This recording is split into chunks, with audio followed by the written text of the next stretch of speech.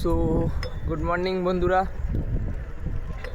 তো আজকে আমার 32 নম্বরতম দিন, আর কন্যাকুমারী আজকে 130 কিলোমিটার মতো বাকি আছে। তো যা হোক করে যে চাইবো আজকে কন্যাকুমারী ঢুকে যেতে চেষ্টা করব। তো দেখা যাক কতক্ষণে ঢুকতে পারি।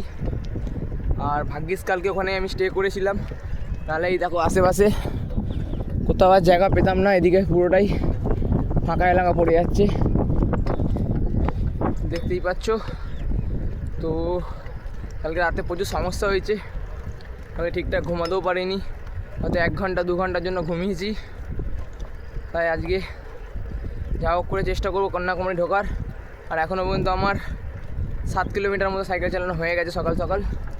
আর সকাল সবাইকে জানাই শুভ সকাল। চলো আজকে যাত্রায় যা যা ফেস করবো পুরো আপডেট তোমাদের সাথে শেয়ার করবো।